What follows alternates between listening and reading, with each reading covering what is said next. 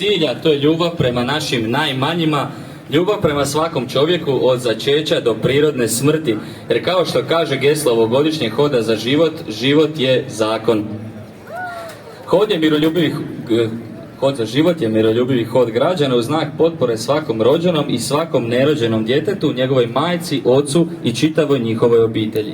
Cilj Hoda za život je skretanje pozornosti na zakonsku i svaku drugu zaštitu svakog ljudskog života od začeća do prirodne smrti. Ovogodišnji Hod za život je 3. po redu u Osijeku i hvala našim redarima koji su nas sigurno dopremili i doveli do našeg trga Ante Starčevića. Pljesak za redare. Hvala i svim volonterima, imamo ih ove godine jako puno, koji su priredili cijeli ovaj Hod za život u zadnjih nekoliko mjeseci, pa pljesak i za volontere. Hvala našim prijateljima iz Varaždina, Slavonskog Broda, Vinkovaca, Zagreba, Splita, Imotskog, Zadra i Ploča, koji su prošlih subota u svibnju otvorili proslave života i izražavanje podrške životu. Danas za život hoda kod nas u Osijeku i u gradu Sisku, a zadnje subote u mjesecu lipnju za zaštitu života hodat će se i u Rijeci. Veselimo se Hodu za život u Rijeci. I što to znači? To znači da cijela naša Hrvatska hoda za život. Najvrijednije što postoji je čovjek. Većina ljudi u Hrvatskoj jasno i glasno poručuje da su za zaštitu čovjekovog života. Vaše sudjelovanje u ovom hodu pomiče Hrvatsku prema sve boljoj i većoj zaštiti prava na život, od začeća do prirodne smrti. A među onima koji su marljivo radili na organizaciji ovoga hoda je naša Lidija Blagojević. Izvoli, Lidija.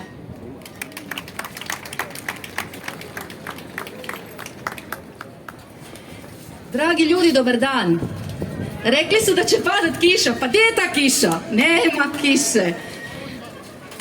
Hvala vam što ste svojim dolaskom, i sad meni piše unatoč ovom oblačnom vremenu, ma kojem oblačnom vremenu, došli i podržali proslavu života Hoda za život obitelji Hrvatsku, potaknuti ljubavlju prema nerođenom djetetu i njegovoj majci, okupljeni oko znanstvene činjenice da čovjek, ljudski život počinje začećem.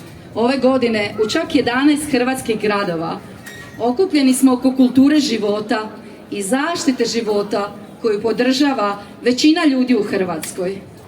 Pravo na život je temeljno ljudsko pravo, a znanost je dokazala da život svakog od nas započinje začećem.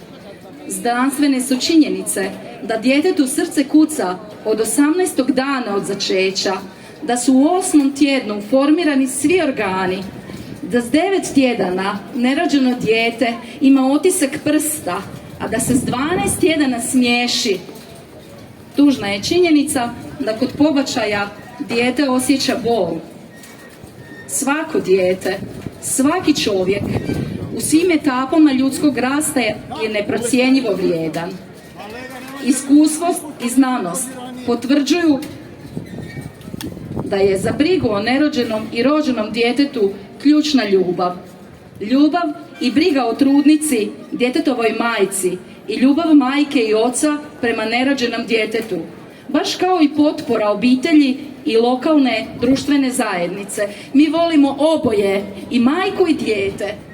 Istovremeno prihvaćamo svoju odgovornost da smo kao građani koji živimo u demokraciji suodgovorni za to da zakoni štite najranjivije i najslabije u našem društvu.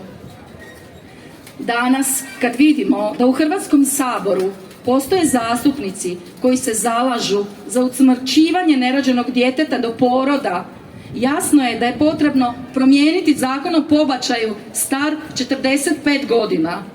Potrebno je postaviti novi zakonski okvir koji se temelji na znanosti, a ne na ideologiji i kulturi smrti.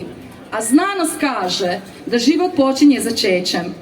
Želimo zakonski okvir koji gradi kulturu života, koji jača i štiti ženu i osigurava dostupnost istinitih informacija o razvoju nerođenog djeteta i posljedicama pobačaja i za dijete i za majku.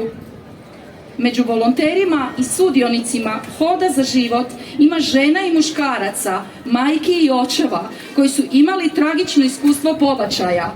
Upravo su oni najmotiviraniji pomoći drugima da ne ponove njihovo strašno iskustvo prekida života svoje kćeri ili svog sina.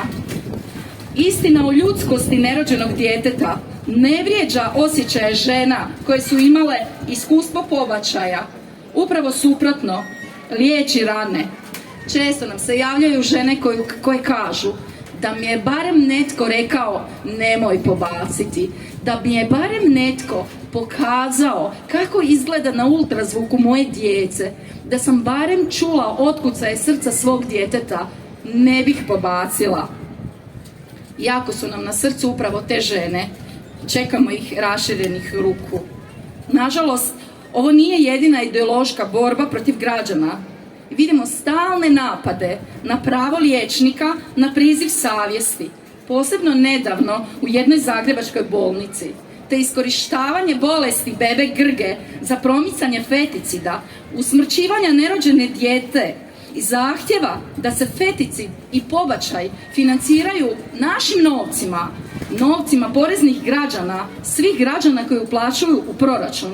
To ne smijemo i nećemo to dozvoliti.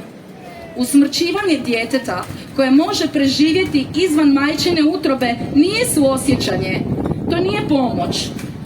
Zagovaramo nultu toleranciju prema nasilju nad nerođenom djecom.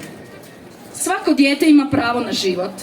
Svaki ljudski život je neprocjenjivo vrijedan, bez obzira na to je li malen ili velik, zdrav ili bolestan. Bolesna djeca, nerođena i rođena, bolesni ljudi imaju pravo na još veću brigu i ljubav. Pobačaj predstavlja prekid života konkretne osobe, neponovljivog ljudskog bića, dječaka ili djevojčice. Niti jedna se majka ne bi trebala naći u situaciji da prekine život svog djeteta. Svi mi ljudi povezani smo zajedničkom stvarnošću da nam je u tih prvih 9 mjeseci još više trebala ljubav i pomoć i zaštita naše majke i našeg oca. Ja sam tu zaštitu dobila, zato sam sad ovdje. I vi ste tu zaštitu dobili, zato smo danas ovdje. Želimo da tu zaštitu dobiju i drugi. Jer svaki je život vrijedan življenja. Jer život je zakon